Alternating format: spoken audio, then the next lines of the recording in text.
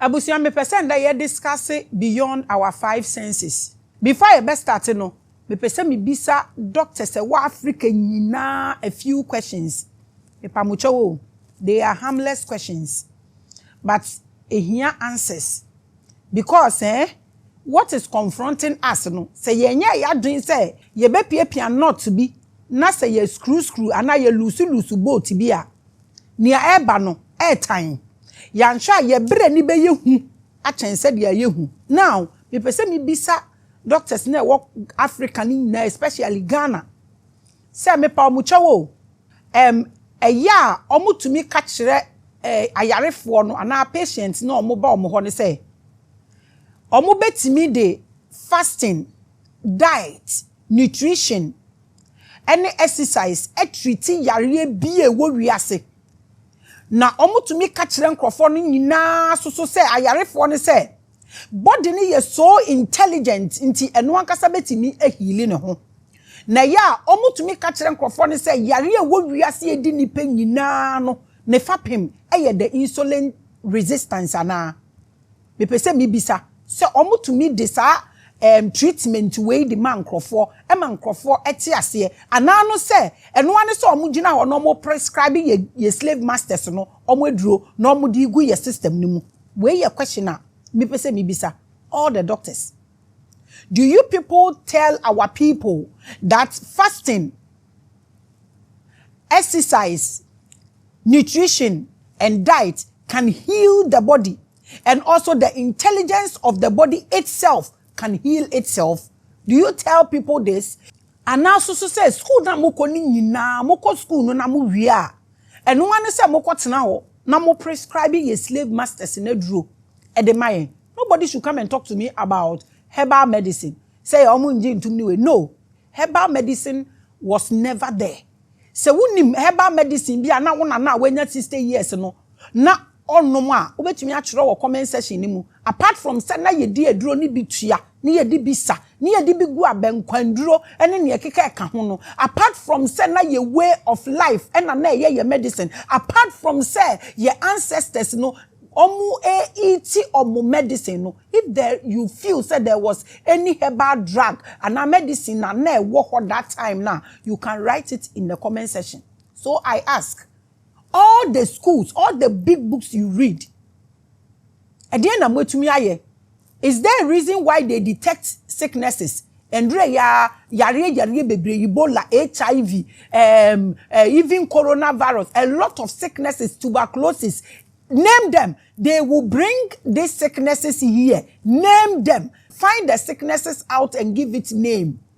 They never find a draw. I be cure no. We have medications that pamper sicknesses.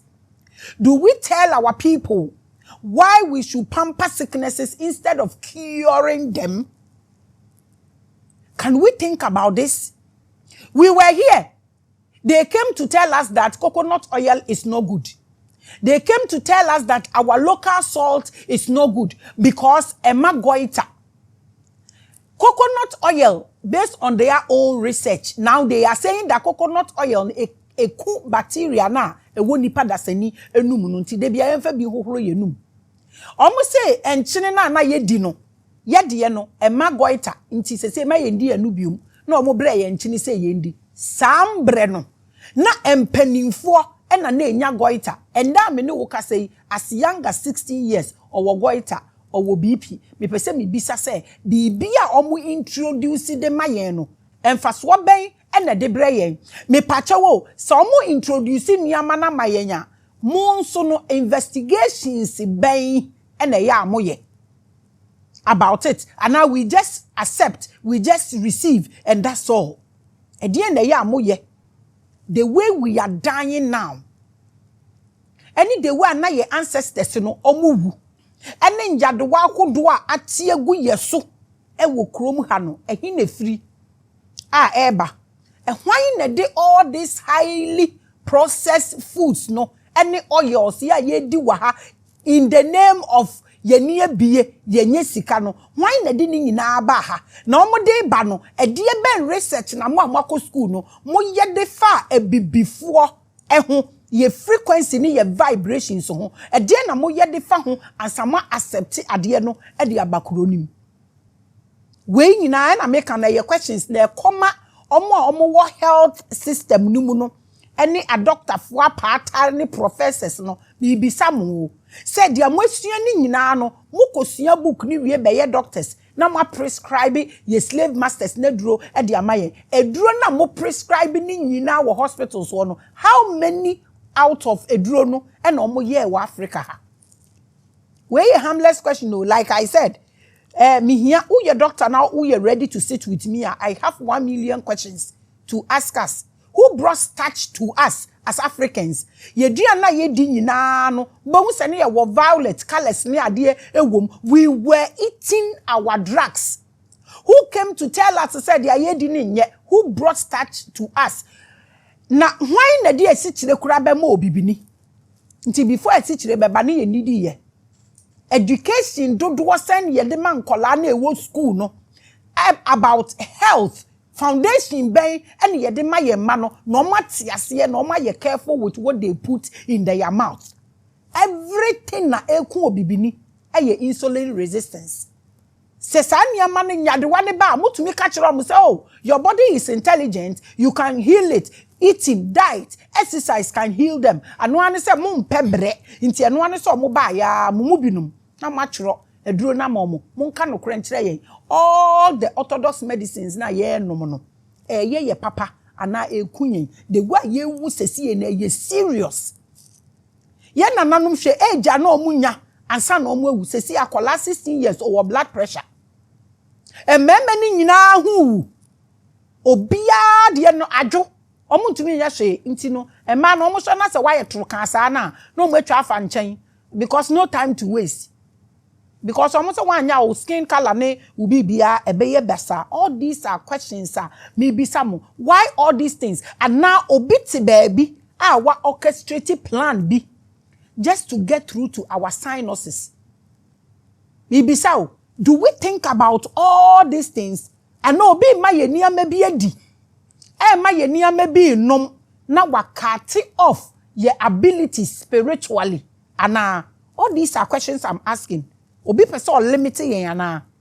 abusia sanka yare ne kum nipa awahu enka ye wo akwala nde ya anka onwu because onyiye na yare bi aba abeto no yare ya asotwe eye obi adwuma awaye eye obi adwuma awahyehe na obibini nimde a owo wasem we hu no eye den enu ani se ye nam ne yeko na dede ene ye old age is not supposed to be painful monopause ne de akeka ka ho yesi African kwa be ma bi owo kurom ha bia otwini mutin tontan prostate ebeba abehia no why is it so do we watch what we eat everything that is brought to Africa why mu na ye research no why mu na hwehwem eda ship no so ebeduru habo na abeduru ha ekwan be na efa so ba do we have people almost investigating yama ewura kuro no mu ade a ekum yen no doctors no mutumi ka kire yen at the end of the year say end of the year no enipa sei na ewu ye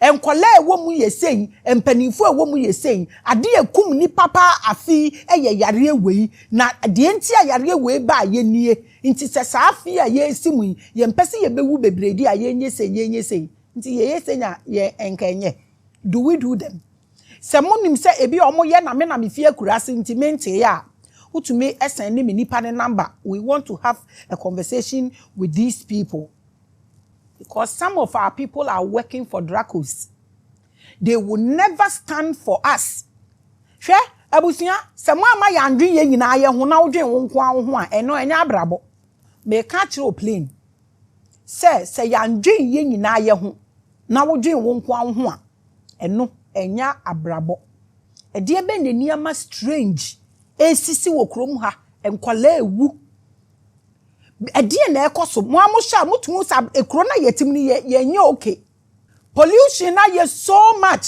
nti no obi ye ewu a eno ani so owu ko ye nhwehwem ede na aye che obi program ya abrabo na ma na ye ti say staircase nti sa wo free religion na wa ba beduru ha ye nya nkasa ede ne ye ede ama ye ho Because we dream say your ancestors na nyɛ saa na omu wo. Inti na de na eku ye nsɛn na ye nhwehwɛ mu ye nkae. Eno ane say gone too soon. Brofo na mukosua mutumi use e de ye obituary latest ones, latest terms than say ye de hwehwɛ eduro na ewure kurom hanom ene no ma ye num say ye wuo na ye tantantan. Anka kwala nwo. Do you think about this? The way people are dying. Ene nyadewa kodo a be kurom hanom misrem o. Anyanyam bia woda e ha wadwen. Wodwen ho ana. Edien ene ye betumi aye about it. We are just here. We don't care about anybody. You care about ye ho. Ye nya ye car, ni ye nya ye fie a, de aka ni nyina. Each one for himself. God for us all. That is what is happening here. Na mi bisa se we ye abraba na. And then no me ne kwa discuss beyond the 5 senses. Me call all this way back.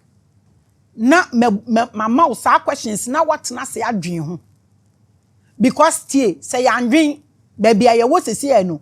Adwen na anye hye. Na ye hyper intuition na ye nwure ye mbiebie mu. Na ye senses na start say ye adwuma beyond the limitations no mo dia ma obibini na to wadwen. Yenya yenim sabroche na yete ne yempew yenim. Nanso ye ba ha indiscipline, pollution. Na wa ha no eye so unimaginable. Enti ye pese ye babaka edin. Indiscipline eniama basa ye enu na me pese nda ye hwe se ye te hei ye de ye ho. Ye home bibi a ye ni mo hwe. Are we in a dome? Are we in a dome that we can see our originality, but we cannot get there? We cannot even communicate to our helpers. Is that our condition as Africans? And when I me pese mi hu abusia me notice bibi recently, na me ye na me se we die ma me ne mu entwetwe ho nkomo.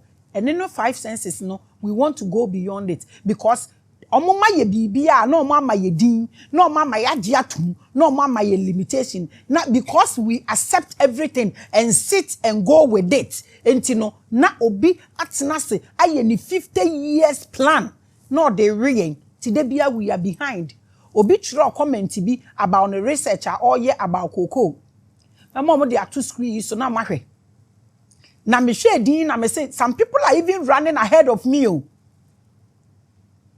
Nanso wo ka asem we ya omo dogmafo no omo mpese ombete ase hwe 5 years ago tana me wo adom no na me ye me preaching no na obi betro comment bi or say don't call what you are doing preaching, call it motivation or liberation messages.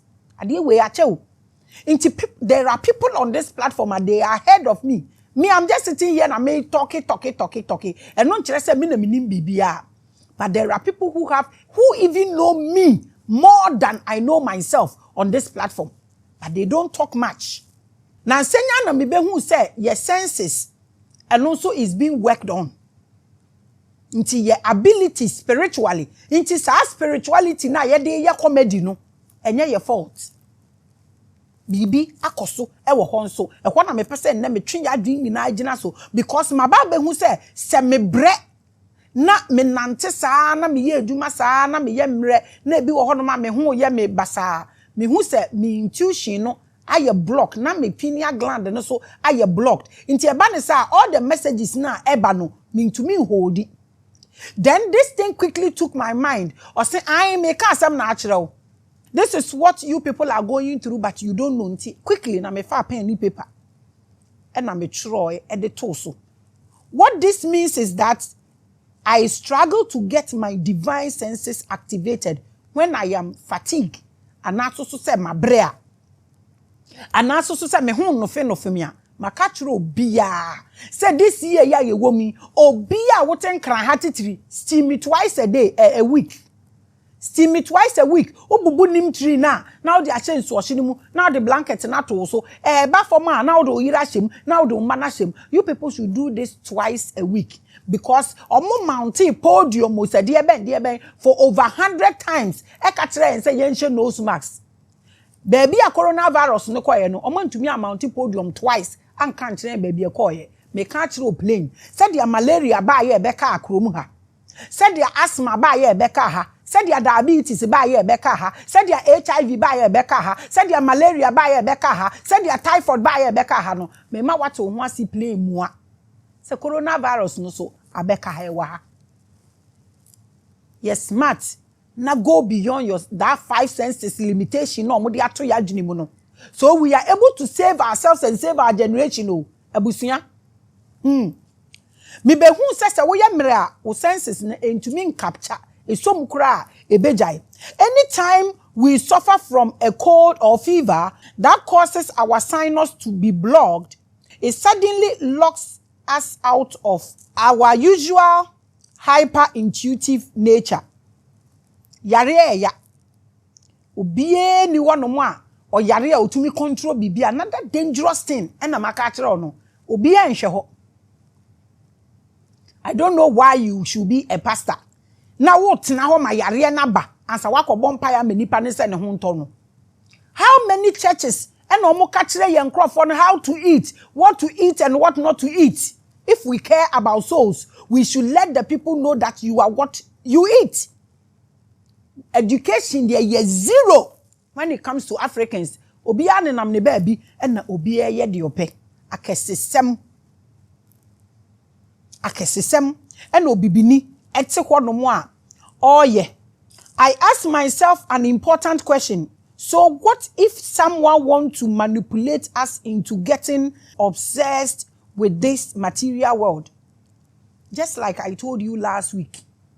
O ma yedi ya hoodin ene yedi nyina de ato yedi so ye peye nko a wonua na ne ho akere no ugina sori dem wo bo afore akese ugina TV so ye show off. Tell me wabusuafo nyina obi a wo ba bi da obi wa aduane di. Say yes show off, this is show off. So obi na all twen yadwene afri nipa kra ne nkwa so. Na wama ya do wiase niama said their religion at the year. Last week we spoke about that.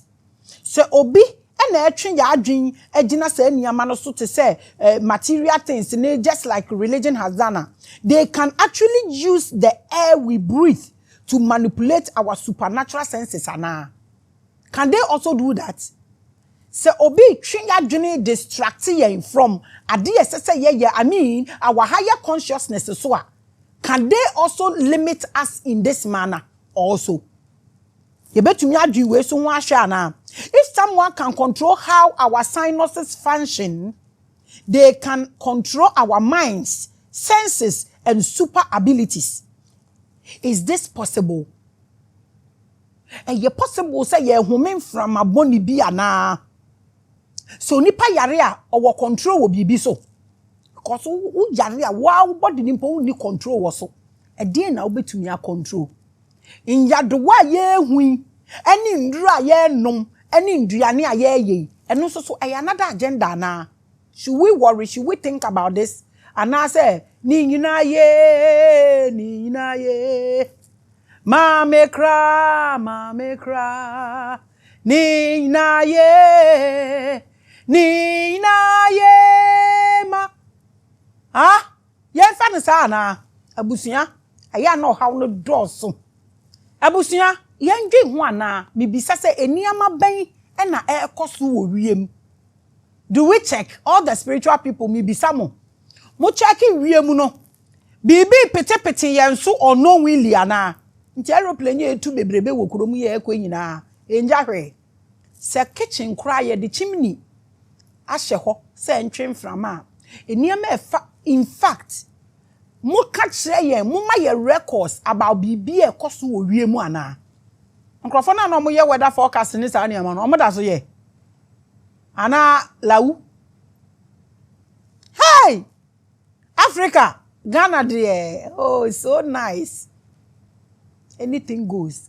Adie be na nam frama ni mu wo wiem a ye home abusia enjade we tu atese wo ye so na no odin o obibini pa obibini ane yade ye wona natimi nyini saa na yeyi na ba beto abonten ahata no ye ne yetumi wo saa ye wo fie hospital ni ye wo saa na ye sa ne ye tua na ye di emire brobe kontomire befre ekutuo numpo wona na was so wise say na o ma ekutuo ne embre enye yellow ansa wadu because of fructose ompe blood sugar na wona na nim blood sugar level say no na ye bibia afapem nti ekutuo no green saa na eba no na wakote asoa na de ato nenum asoa na de benum koko na wanom ekutuo no wo mbra fructose ne emba mu da match enum de ahye ye homa omudi bidie ene bode omudi twi omose se de be ya bidie ni bi be kwa line ne yam odi poison po a hwe ntumi nye no oh obibini hwan na ye wo de awaye wi hwan na ye wu sei abusia is there anything going on that is controlling our spirituality through our ability to breathe bibi koso ahunhum mu wiase aso ye mu ana because se won to me home properly a ebe affect wo diaphragm koso wo twe a na ebie na ukwa na atum na mfra bibie tumi enya mframa eba ne sa pe se no ntumi ankoso a o heartbeat beba form na arrhythmias e de omo hwagim all these things are insulin resistance education ben ye de ma ye ma wo school radio so onipa dasani konia memu a na fe de we jai body ni de ache orthodox medicine medications no sesa no de gumu senya na okọ. So I am doing this editorial for all parents and anyone hearing me to understand that our body is a powerful spiritual vehicle. The body is so intelligent. But our senses control our vision and perception of the seen and the unseen world. Wunipa na wote wono, you are beyond here. Se wote wo ho ase, ena wo hu wo ho, ena wo ye wo ho adwuma, na odi ahobrase ye kan ho, ena obi a onim a na wadi wanim kakra no, obo awa. Anka odi okoye Google kakra bi a na wo ye tu no wo platform so te se wunim. Ediyo, today we are going to talk about how to raise children who are star seeds and the importance of protecting our upper chakras. And no, and then me pesa me no discuss it. Na topic no beyond our 5 senses or beyond the 5 senses. And no, and me pesa me no discuss it and then we will go deeper into senses, star seeding, perfumes, pineal gland, and how to teach your children before they get to the level you have gotten to. Na ebane sana dogma ne hweso sana na bounce back. Now we to me dealing with all kinds of sicknesses. Medin de Maame Grace. Now we'll check time with Maame Grace. I am the prettiest preacher. I say no me jana no osro. Nti no bibia ye sakpata sankpato. Ba medin de wunim dada wo ye pela. Wampo na obebo me mankrankra bi akwaba at the back time with Maame Grace to media isu ebiom. So today quickly no makato we are discussing beyond the 5 senses. Sa no bi aka and there was senses 5 and there was senses 5. It's a lie. We have beyond that. 5 yeah this are low world na yet this synthetic realities no and no na ema ye 5 senses. We ye nipa dasenia you go beyond that. No, and me person here discuss. Now let's look at star seeding. Our reality is shaped by what we perceive through our 5 senses: sight, taste, hearing, touch, and smell. This is 5 senses are aware. Now known to us. Today I will open more for you to know that we nipa are limited in any way. Many people believe this is all there is. Himself, spiritual person now no beka. But we have more than 5 senses. What we believe and see as fact is usually dependent on our five senses. But there exists more like me who use more than five senses. Me can you be num a platform where they wow, microphone platform no so and they know. But remember ya alone ya maybe our unim say unimampa maka five senses the can't their air unknown and some medruo men train me drew na me ba waka say hey obibini best sana yesu aba.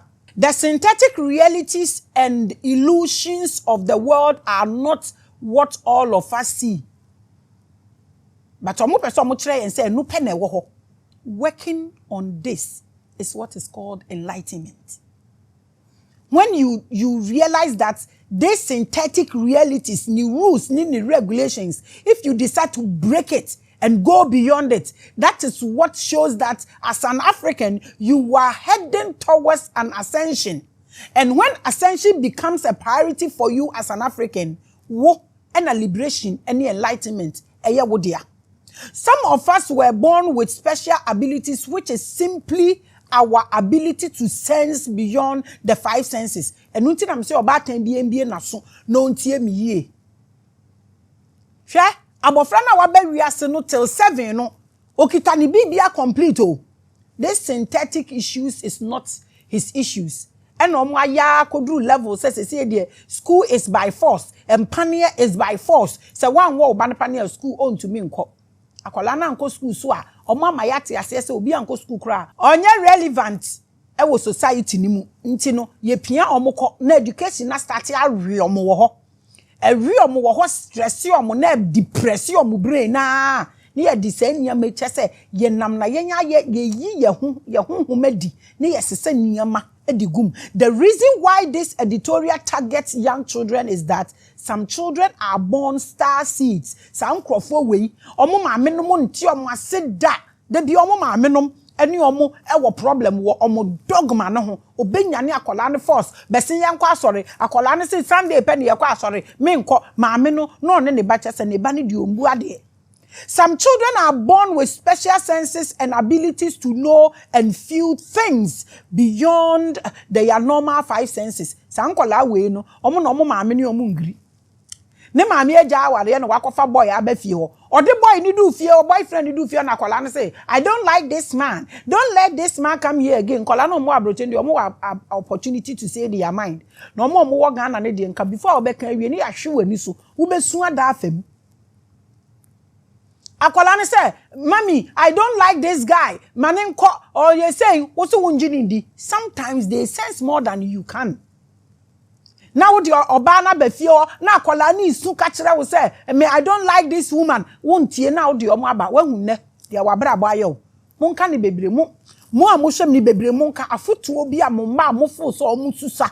Omo de ma mo amantie. What experience no what throw comment section ho. What the guy ni do fie wa wo ba ne ne ku gidigidi o se on pe na se menua wa sense obema no ana guy no ne fraud suban e woni mu ene ne kro no ene ne skirmishes abofra na sense because the natural abilities is still with no because on meso awiase problems emfangu ne ho so moma ye to yabuni ye ne mofra ne Jojo se wo di ade ni bafie aduane ni bafie no se ondi a wo ne Jojo wo ye bibi na akola ne se ompa wo ne ntenase ne bisa no question ma on explain ne ho na te ase na sebe bodani mpo ene wo kasa ebi wo kwa ne last word no eno ne betumi aboa wo age wo nkwa akola isi papa ya odi na bafie he mempe na abilities ni wo ho wo dogma any wo pressure ni wo depression wo komu nyina no akwala na eka bibia wo ntie na wo de wo pressure ni nyina aba begu ni so.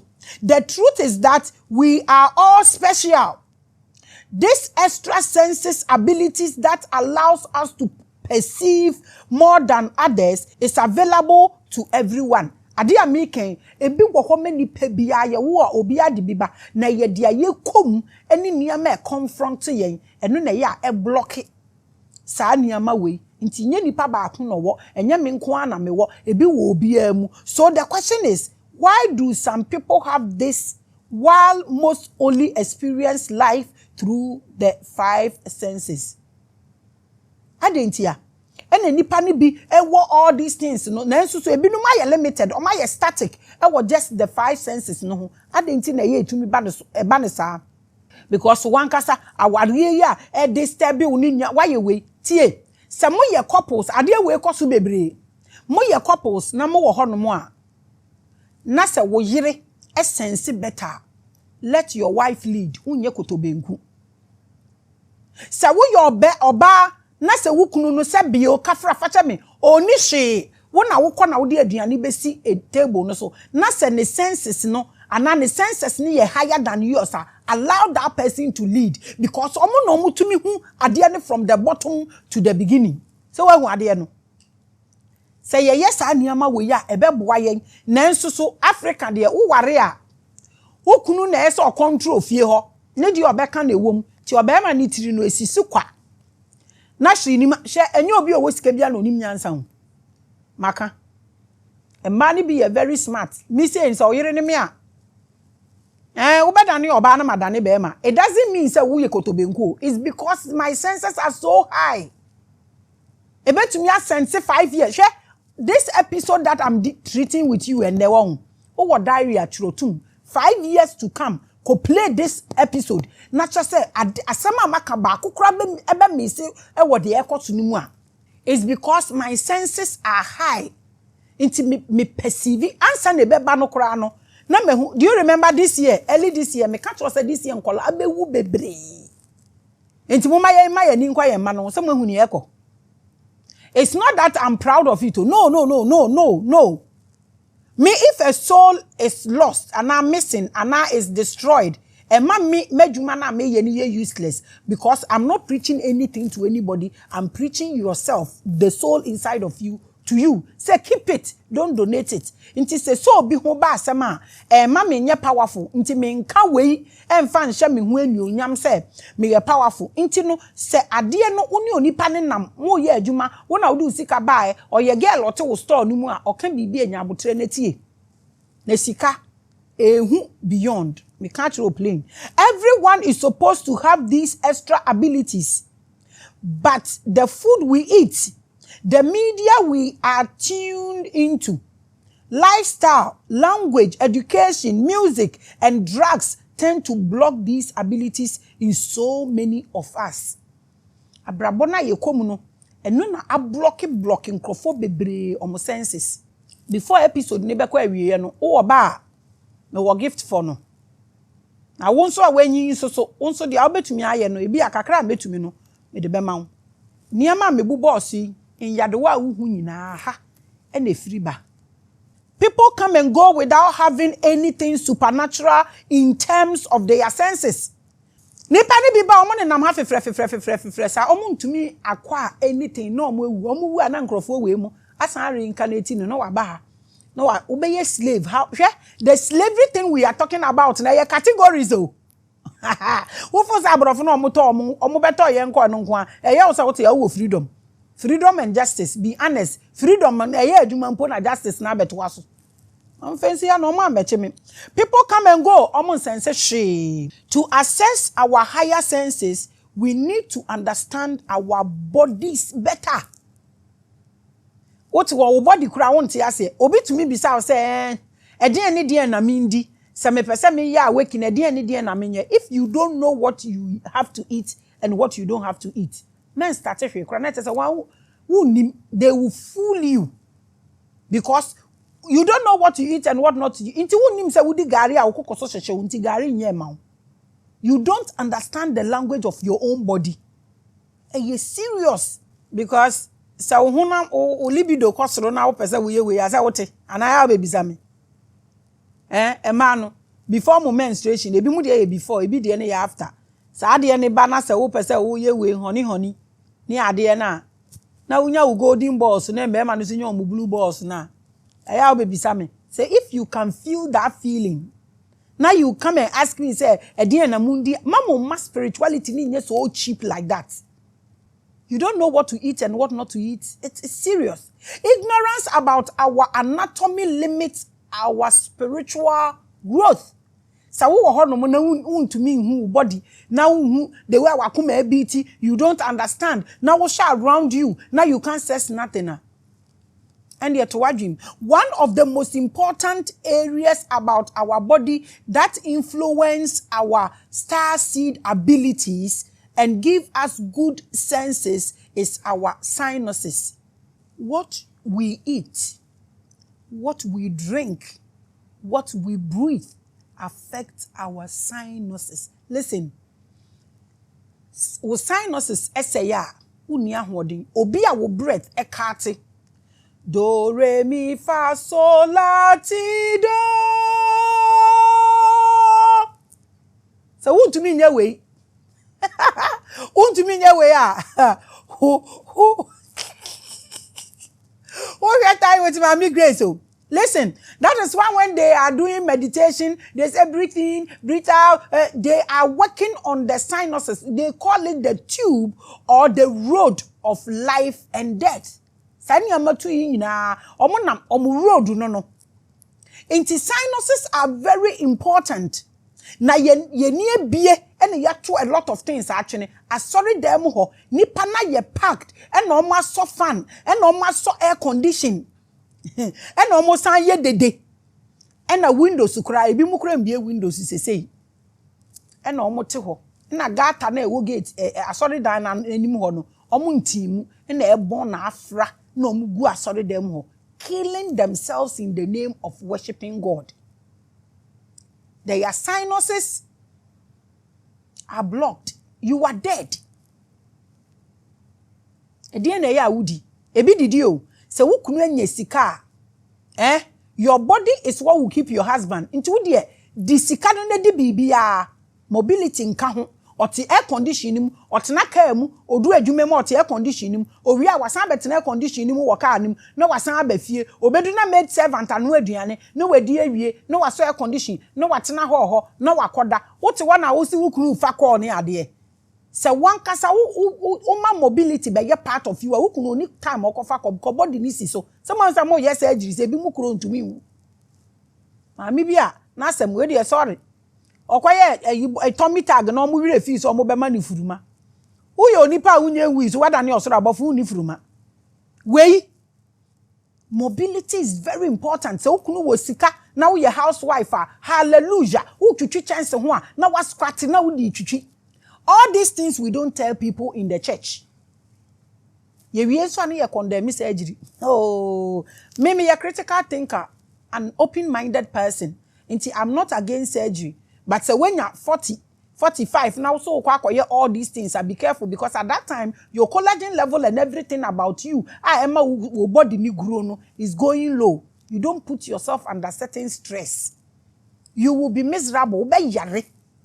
Afe dia wo pesa wo ye na wo keep wo kwaye body ni sa wo be keep no afe wuntumi ye ha ye hu o ye obisa Ghana ni say VO2 mass te senya they don't even know.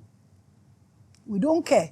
They don't know obi baba betna Revelations platform so aka say me de me yakwala akra enye enumdwa o wo advantage share spirituality mama minka we spirituality wo hu aya na me bisa se mpamucho kankan no so aka ho ana.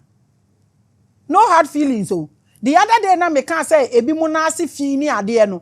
Almost started use adwongo. Nti omu na ase ne shine kakra. The other day na me can so my atefu. People have started losing weight. Now kan no so mo dealing with it nka ho. Na emboa. Sinuses is everything life. In spirituality your sinuses level and then the quality and then the health wise it determines the kind of spiritual person awoye. Okase ba akumienu na ewe isi so. Sorry. Eniema ye di. Eniema ye hua. Sese ye nie bia ma obia pese oda air condition mu. Edan ne se de atie bia na ye de air condition ahyem. Ye nim se air condition no se one service every 6 weeks or something na ade na de ba no e poison. Ye kunye hu o. Ye kunye hu. Na ukaka na waka ne sen. Bibia na wudi na opese me na me chiro de wundi tie wo body no because wo body no e kasa e yet more intelligent than you can think of. It's one of the powerful vehicles on this plane. Bibia wo ye bia wo humi bia affect wo sinuses na se wo sinuses ne ye affected ana infected eniama obekom no na bobo biso acho. These things are processed by our sinuses. Modern lifestyles cause our sinuses to store filth, transforming them from pure and holy to dirty and clogged. Obibini we are the child of the sun. What to kwan akotena abrochire. Okay, yes, ye tu bata kopesi kabefi. What ho weather no ye cold. Obibini nim se ono ohia D3 any K2 because ne body no ne originality no oni awia na enante na ehwo no awia nhye dampie obi ehia D3 and K2 but wo bibini wo hia ne more nti na wo dompe no ahwinhwan na wo kotodwe na bebre kitekita poma. Simple knowledge. Use your phone for better things. They will help you. Inti se wo nim all these things na wo say didi wo service kana besi dan na wo didi wo di sugar wo di fructose na wo di carbohydrate highly processed brodoni that wo swani nyina gu yam na fe wo calcium ne wo niama na wo arteries na clog na fe heart issues na stroke wo arteries no clog ya na fe circulation nko anko adwene ni mu a eno na ye stroke and back money mu eno na ye heart attack. These are very simple things. What chaka one person nante you don't want to take a walk. The body is like a car. Park it there for 1 day 3 days once park it battery ni bewu. These are simple knowledge. Na ye di aduane because ye service card ya besi dan. Our sinus helps us breathe, but it is the center of our senses. Ana make no se won to me home to aso to me dwane a baby anyone ma wo beko. Sinuses play a vital role in breathing, which fuels our 5 senses. The one na synthetic word no dey amaye no kra 5 senses no, you need this speed to access them. Inti say if you want to access beyond that, wo dey di benkunu ni starch ne nada na wo yefunye kutu na wo da ho a wo yem ban na obi otinchen krati dede na ewo wo yem no yere wo hunadi. If your sinuses are clogged, it limits your breathing and restricts your access to higher senses. This is why breathing techniques in yoga and deep meditation are essential in opening up your mind to transcend or astral project. So be say monkwaya astral projection awohu woni ne nko baby a football park na mo dwane fa ho sa non-stop for 15 minutes. So to me dwane afa ho sa non-stop 15 minutes woni ne nko na nkoye obetumi aboa. Easy. Breathing is life. When it is cut off, it is death. I want you to understand this. This is why we have to take things serious. Na ya packing your home with them choked. We don't open windows anymore. Yen sorry so enkonante day na APA banoso na yenje fresh air just to connect and fire ho ye da peche. Ye sorry na kamu straight. Obi enko. Ayete say Jim kora de ashawo for na eko. It was so time with Maame Grace na ye discuss beyond the 5 senses. Breath is what animates the body and gives it the power to live. Se won to me humi a obi a wawu ene obi ote ase ensonosono ye wo omuntam ni se on humi biom. What am I say? So when how important ahome eye na say important ede na wo humi ko mu eno so esese e matter to you. Nti se ahome ena eye nkwa ahome ena eye owuo di a ene ne nyame na wo hwehwe no owo he nkwa na wo hwehwe no owo he because nyame ne ma nkwa ena mo owuo. Nti se ahome ena ma nkwa ena ma owuo di a ene ne nyame na wo hwehwe no a wo som no no ewo he. Just a question o A question. Now, let's read this scripture quickly. Genesis chapter 2, verse 7. And I read. Then the Lord God formed the human of dust from the ground and breathed into his nostrils the breath of life, and the human became a living creature. And who is God? Where is God? If God is life, like the Bible says, onyame na ema nkwa eno mo wuo dia. At this point, where is God? The other day we had a gentleman on the platform and he was saying that God is air. Me share no na me sire and I'm say enkofo wo knowledge. Share platform no sa wo betena so. Na wo kan asem. Na how to put it in a scattered ayenim. Se ntro so na wutwa ayenim. Ba yen de accepting ni nyina. Ti papa ne kan sa no me sire na me hwe n'anim and I was like, life is God and death is God. O Kristo ni beka se minya nkwa, minya ma Awurade, minya owu a minya ma Awurade. Nanso so onim se nkwa ene owuo na onya ma Awurade ni nyina atena ni mu. Onim the road. Mwan se obi wu a ne minimu ana ne sinus enye dededa.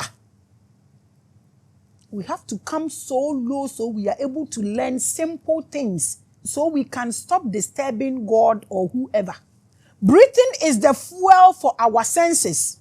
Breath is the God that was breathed into us. Our spirit is breath. That is the boss. No breath, no life.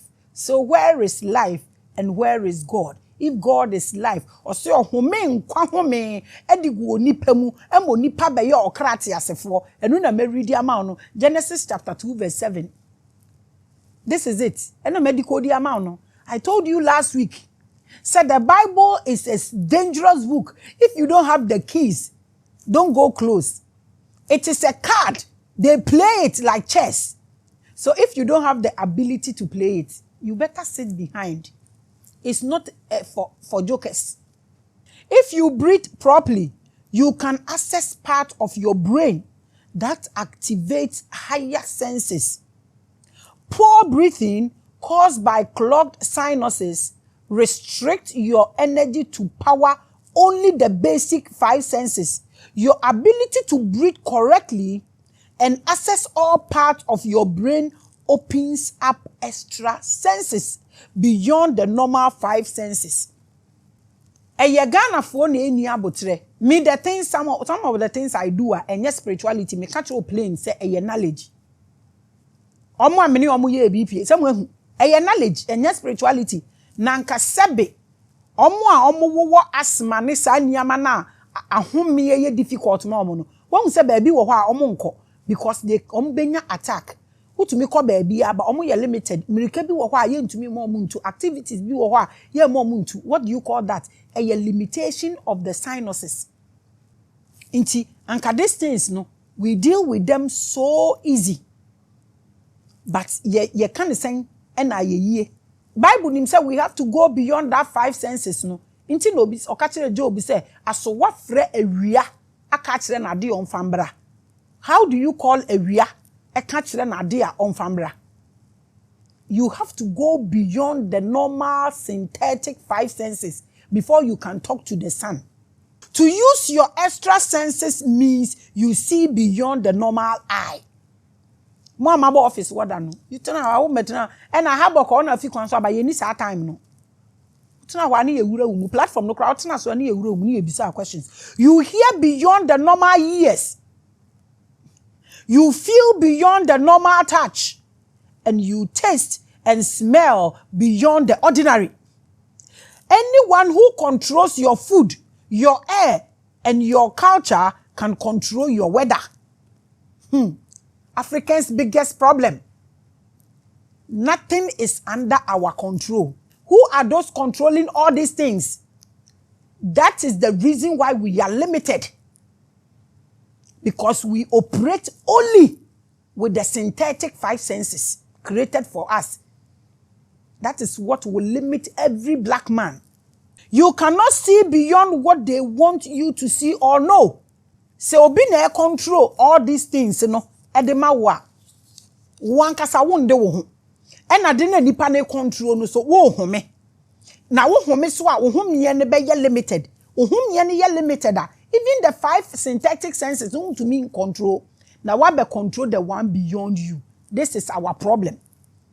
And nunti ne yete ha no na bibia chi so bi na be ya amaye and nunti ne yete ha na impanifo no be operate with this synthetic 5 senses no nti omo ndwin nipa dasani ho nti wa wo hwa looking at our way of life as Africans in Ghana here ye behaviors ye decision na ye make ene bibia ye light ye be wia insuo ye be wia we feel we are so smart. Life is not about smartness o wo hwe ye suban na ye wo mu wa ha na wo hwe ye go beyond the 5 senses and also say even the synthetic 5 no kra ye assess ni nyina aka wo hwe decision bi wo ho a fripani besi abofra so nko be ye. Let us teach our children that there are more uses of the mouth. Ya no nya kasape ne ye de ka Uma yenchire yemba no, the eyes, the nose, the mind, and the ears than just the 5 senses. You bet to me this why you so many things than their synthetic world, you know, and their mind. The big issue is that there exist multi-universes and multiple dimensions. Because so be at here. Na medical actually say, oh, be wo akola or dani bibia every month and sane ya wono. You pass through all those dimensions before you get here. You are loaded. You are familiar with every dimension you decide say wo beko. Say wo pe wo mpe wo da wo assess some of these dimensions, but because of clogged sinuses, ebi so da ekra omo nkai. Kade we ebetumi ayo, but nipa eni abotare ntimi ntumi nye, obi en find any way out. There are multiple dimensions. And yes, obi special no ko obi akọ ntini na yeda we go to places we have no idea about. That means that without extra senses, you can't see beyond the earth. Ntina materialistic. And one eku yen wa ha because a senses ni de ehu ina ye de enim de wo yanim. Ti ayen say yentwi ka akora ye ni anidaso bia. You cannot see beyond earth's material reality. And ntino Christo ni ubi say heaven wo hia na wa hwesoro. Senses na are blocked. So won't to me saying now you are static, you are limited. This editorial is saying that something stops us from accessing both the earth's senses and the extra senses that can help us transcend. Bibia onkofo womu ye bia is about keeping us here. See this like the biology of spirituality by the greatest G herself. Ana Maame Grace. Ade a meka ni se sia no. Huni te se eye spiritual biology. Eni baby a menkwa na meka kire. When your sinus is blocked, it restricts you within a small percentage of the 5 senses and further dehydrates your mind. The God of the physical plane. Don't forget, the God of the physical plane is your brain. Obia or what issues with ne na home any idea no on to mean stressy brain no na brain no so et say your body say one man mobility and bem na stress and bem no one pressure no a obetna ne comfortable mode. Inti end to mean criticism. The reason I create topics and before people can get something to talk about. Adwene no we di banku ni fufuo na meet you guso no bibini no ore ni nyonko nam e ka kire last bi mi si obia otumi ku aboa no obetumi eku baby obi otumi ku aboa bia betumi eku akwala menye confused about they are the same thing they omo nyina yawo omo nyina home omo nyina wo life. The only thing is baby ni nkasanti aboa ni nkasa no at that time no ne yepe nti obia otumi ku aboa bia betumi eku baby no bi otumi ku baby bia so betumi eku nipa bia cause baby ni so ye nipa nantwie kon eso che nipa kon nti so otumi twa nantwie kon a ade na utumi ntwa e ha de me nko ne kese. There are mysteries. You should watch what people are doing. Don't say aboa na waso ni mu oku ni nti. And when you look straight into emboa They communicate telepathically. That was how we were communicating before they brought us languages. So, ayaw say we okuku abuwa biya, omo muku nkraman no kra no mo serious. Because a kraman de na adwene no scientifically, any 5-year-old child adwene eyepe. Eno de me nkwa hwende, wo hwe kraman adwene, na wo hwe 5-year-old child adwene, na wo hwe emmema adwene a, there is some mystery bi spiritually about it, but me nka, na ma bedidi matem. Because mo senses no, eya heya na wo 5 na, nchichi so omo a omo de no, eno omo beti de American ya say, this is a mystery I just revealed. Nti de American no, ubetumi aka say, a biology of spirituality by Maame Grace. So, I have given you 2 supernatural or spiritual problems that a bad sinus can bring. And this the first thing for you to handle. So, we some sa wo tata de amanashe, wo to bibia amanasha, ade ba ko e say, wo gina ho to say lion na wo gina ne ba ho, eye ne sinus. Na mfuturo wo ho, na ye de mofra yi namu. Just yenyanko yenka yenimu po.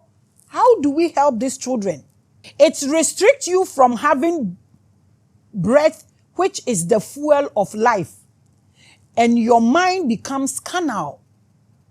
It lacks the fuel to access beyond the 5 senses. When you cannot breathe properly, this is what becomes of you. Inti se wo bana ma wenye very important to you. Na ematan ne wo a se be kafrafa chame eni hanti na wada ho na de nufo no ama abofra no na abofra ne da ho na onum 2 weeks na kola no hwini mu nyina akeka. You are killing that child's abilities. Na eni hanti na kola ne da no mo de feeding bottle na hye na no obibini so wo mo yes aniama ya wo ye den wo ye bi una wo ye nipa o de obi ye na wo ye bi no ono no ya create no ena ya ye niama efiti na wo nipa so sebe nka mo ya ade a wo ne wo na ye nka so obi ya abo mo obi enkwajema no nsi bone mesremo a. People tend to experience severe anxiety and depression when this happens. So wuntumi nhome a nhome tia na say coronavirus by na sinuses na e takelo.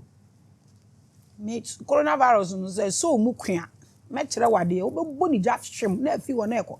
Me si obi ansti me wo ya okobubu nim tree na wo de egu ayi wo de egu ensuo nim na de blanket na gu so. According to the heat, mumfa mema ni nshem first. Share mo 10 minutes na wafim na maame ne to ahyem na nso ni reduce ba na ba akola aketo ne so. Obi anya bi. Neem tree ene your friend is saying akukọ mesa. Akukọ mesa has a lot of antioxidant in them. Mu use no mo amwa abrochire ni nyina aboniki. Aboniki no mu steamy. Me baby onya bi ene ne ma. Me si onko steamy no. Onko steamy aboniki no. Diffusers a wofi you know the aboniki gum na me say na wo dem be want to say kame yaka wo dem nyina e ba ba say ya numfo yi dem pa cho nde yi fi na fa peppermint oil fegum. All these things are there to clear our sinuses. We don't actually care. Eye say ye ko school nko a ho na ye ko hu nim de. Your pineal gland becomes inactive. Creativity is lost. Enti wahu me ye Anunnakis no, because Anunnakis have history on the internet. No mo ye Anunnaki. Adana me ye akonso no. Wanye bi. Sa akonso no Google ahwe ma internet ne so.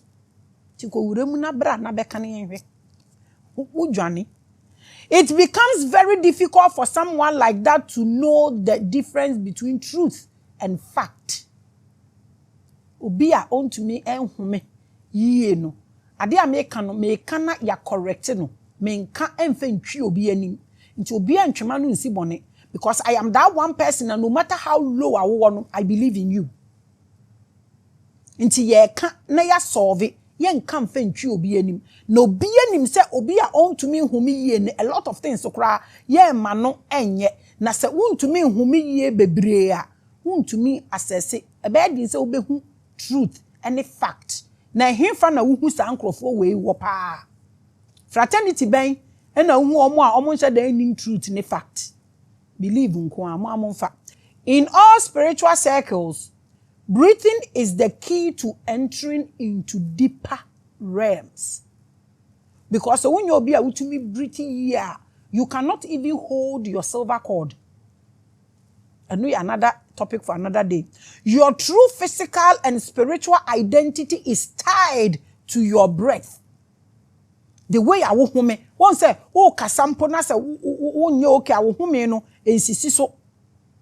Because that is the fuel.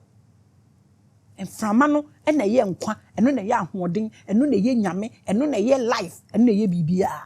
Tis a want to mean trim more, you cannot go deep, and if you don't go deep, you cannot give mysteries or secrets.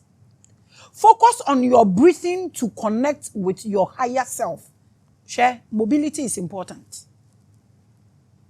Ye impese ye pay easy life dodo.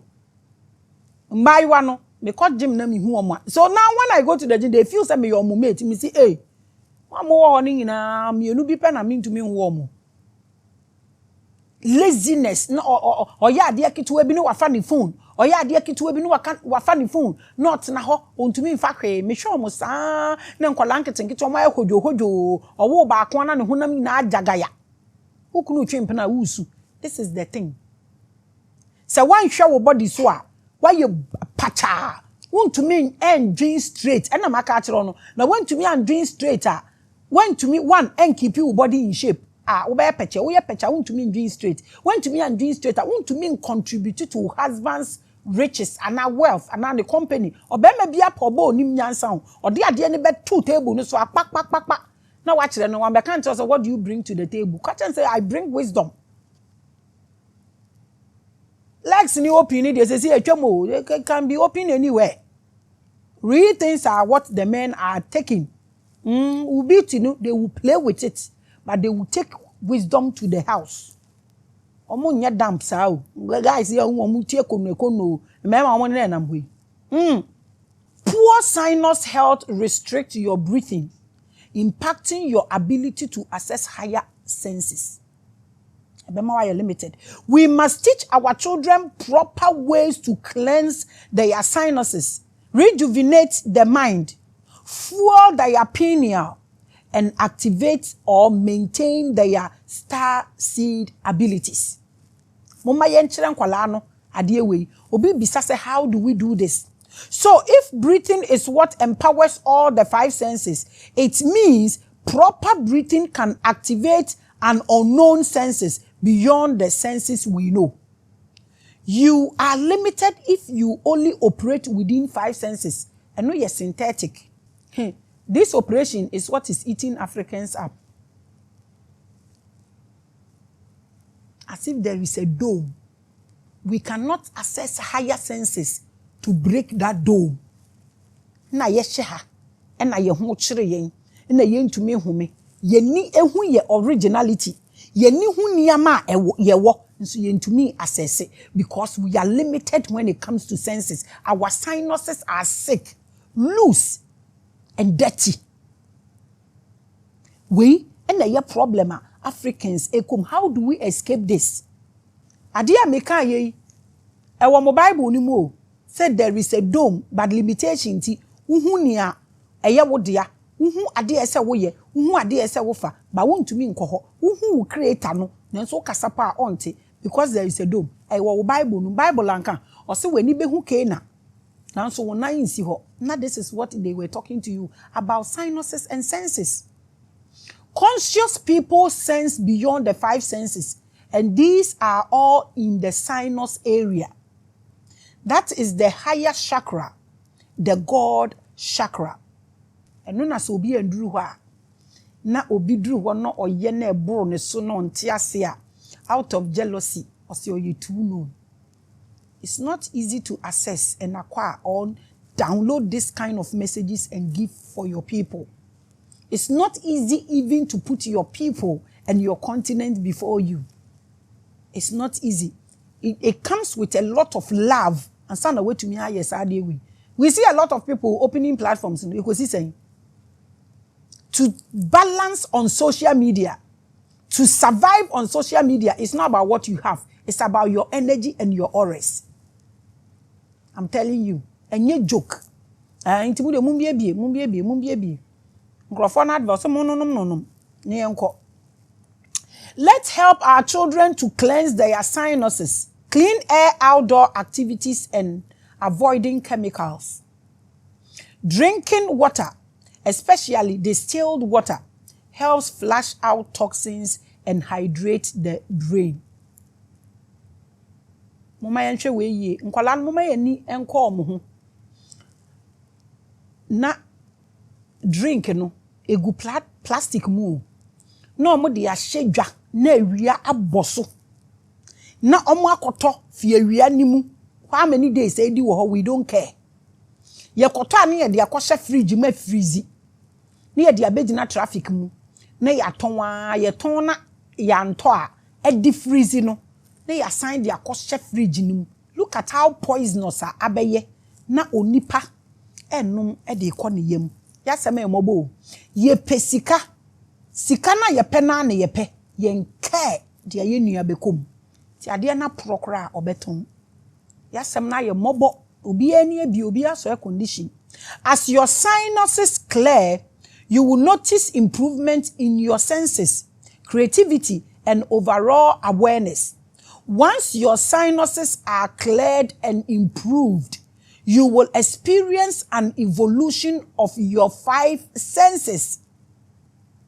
This is what you need to access. If at this age, nyame ken nyina wo so wonte ase na still ukunu wo sika nti usori abet na fie na wada na wafu aye to hye and ye wa wasem, you will now begin to feel more creative and more inspired when you are active. Wan kasakra wo you okay. Me kan enye mba no nko a o emema no so bi mu omo ama omuyefu na ye kese sama omato pakra short. No so your problem. Into me now because I'm that's not a priority. Your creative organs will be activated. Your power of visualization beyond this realm will be enhanced. This is very, very, very, very, very necessary. So what to me put you through this? When you come to the office and you sit before me, we create powers together. And no, that's not a priority to me. I want you to get through to this level. So when we sit in the office and we are having a conversation, the frequency and vibrations will create a kind of environment. Progressing.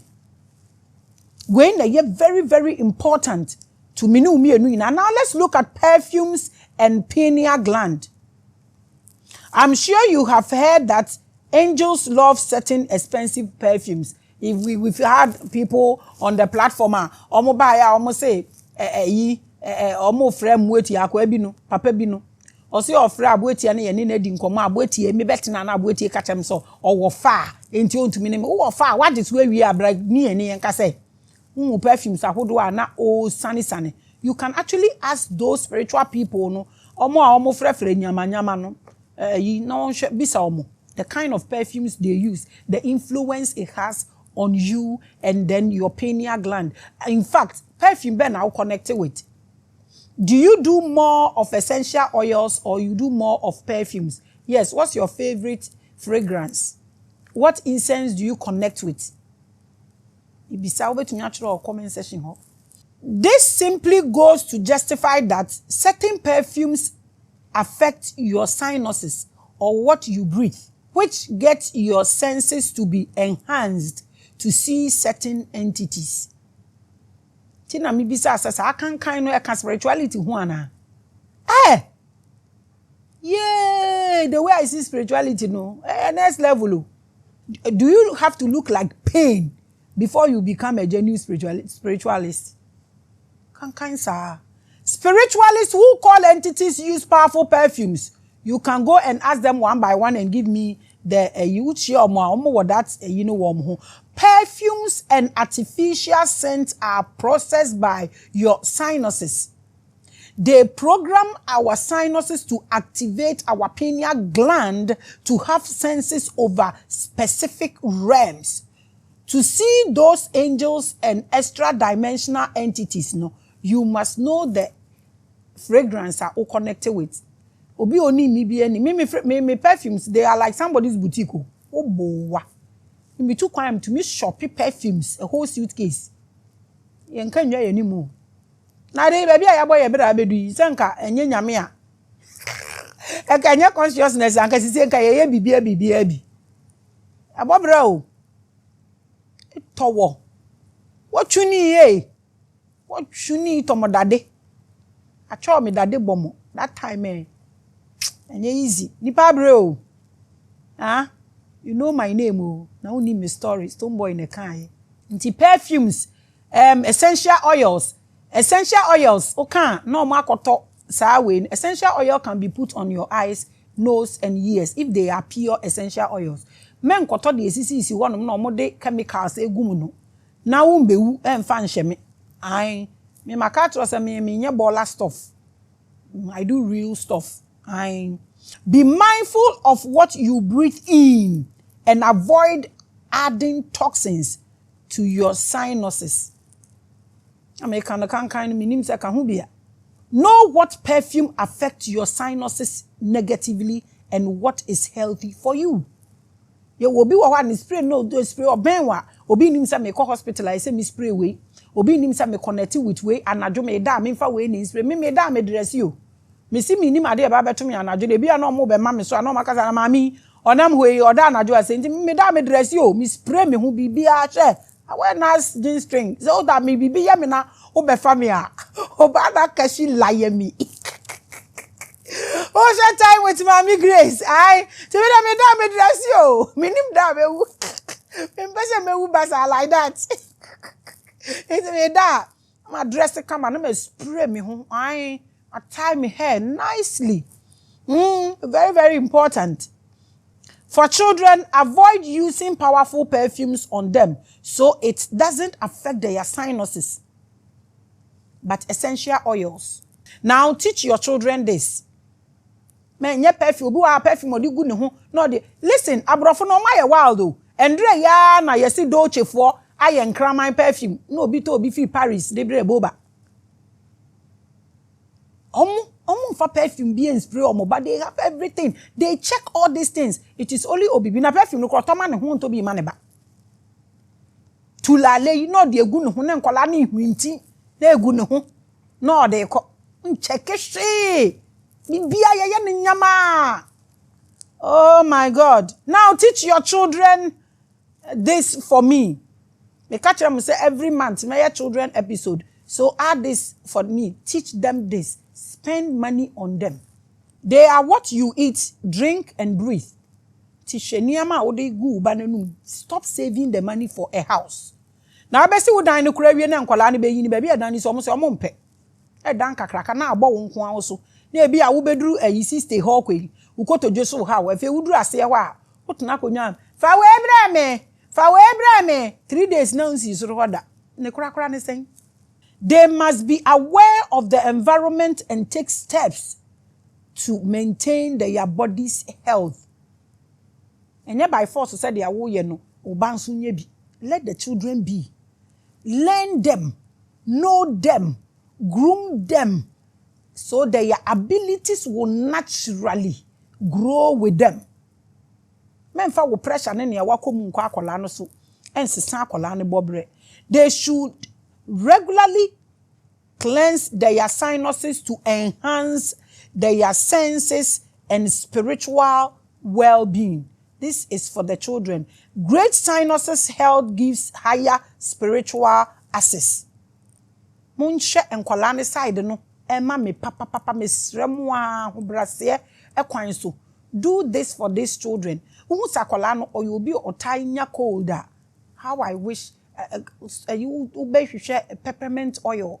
Not every evening, no, and not 2-3 times a week because you need time. No, why a small bowl and a small towel. Now the eguma man no you ni wakra kolano. Let's protect their sinuses. It's everything about their star seed, their abilities, their spirituality, their originality, their long lifespan, their anti-aging. Bibia is about this. Mama yemwan kolano no omuntumi endru omwenim na we die aya na ayedin. Akola na tade ani munsi na monsesa omo bed sheet every 3 days. Let's help them. Pillow baako Aye black. By cleaning your sinuses and breathing fresh air, you will be amazed at how your senses evolve and your creativity flourishes. So you try people ni bebre o ma limited. Na de no no ankasa hwe ne mo wremu na ne moto ma. Bisa se nti ne kura ne sen. Maame nka no hard feeling we omo be ye ho adwuma. De ameka bi omo hwe omo ye. They work around it for their own good. Enkwala ne bi wo ho no mo a ne sin ye white or brushing the teeth. But okasa na sebe nanumu yi nka. Ohome a na nanum ne hwinimu yi nka. It's about their sinuses. Enye omosin na omo ntwitwi no. Most this thing tie happen ma enkwala na omo wo spiritual abilities no omo na ye omo tie ko sa niama we mu. I have made something for 50 people, 50 children. The same thing I'm penning for you. Na kenya musu banye ne mo pressure mo de mani pa na nka ya ye ni bebre but me pa cho me ni bi kura me ton member me ni adaje ameye. But my year be free for 50 children. You can pass through the office on Wednesdays and pick it up. Miss Rew, udru hɔ no ye de ma wa fa baako na fa kɔ. Free. I purely made by me essential oils. It will handle the sinuses for the children. Free for 50 kids. That's what I can do because of my time. Any idea? And penning for to me use, but I didn't make it for you people. Intino, me ni bisu ameton. Nobody should call me so pebiato. Me need time. That will be a me pressure, me mama BP. Abrewa. Me dream abrabum. Mo be anfa pressure and me see me so.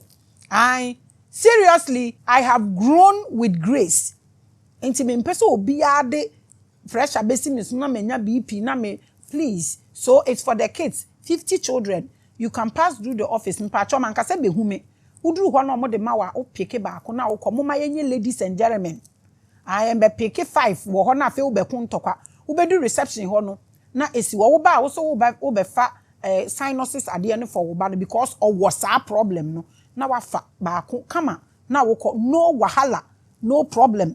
Then you use it. We fa wo de be ma no. To say sadia na tetemre no obi nya code a otwe no na watwe akodumu will work on otwe a obeda kama na work on it 3 days 4 days 1 week rubo say wonte sent ni biom anka enye mo pressure anka meye na mo abeto de ko because it's quite expensive but me nyempo me ni bi enkwala na maya mo for free. So just pass through the office and pick up on Wednesdays. Pass through and pick up for the children. So this is a simple message I prepared for you because I had a bad fever and my sinuses were blocked. So I could not sense my supernatural abilities during that time. And no na me fast so me di konya this downloads no. Na I realized say ade a ekum yen. Me bisa doctors no very important questions. So we a doctor now person when me tena se na discuss I will be very very very grateful. You people should care about people. And say mo kwatana mo pente na mo trotro nduro man crofo rough. This is the business. Come and let's talk about it. Care about people, care about souls. I have a very effective natural ginger drink recipe for cleansing sinuses that I will share with you for free. It will be on my social media. Prepare and let your children use it to cleanse their upper chakra, to open their star seed abilities. Where the beto mean to me video na yetintin ti metro na me de ato social media no so prepare it for the children. And kwala no mo ba omo sinuses no ewo windows nti bon so ma pampamu no ebugum sa pampamu no close ya. What else do you do? Ehibio na ofo se tokuro ne ba edin na wo ye e de masa tokuro no obroni ebekọ akoto castor oil no de gu ne ba furumem obibini hwe mfa ne ho ye kum ye ho akum nkwala no ye sa no ye kum ye ho akum ye daachi nkrofo no mo ye sa plans we maye no omo beba be fa ya sase no e de akọ because bibia ye kum no ade ehu pa ye kum the star seeds na omo eba no they have plans for it betena se 100 years ahyehe emra any plans e de amawo obibini tena ho ade odwen ho dan ene car aduane obedi na ono aye healthy po on care Macrow.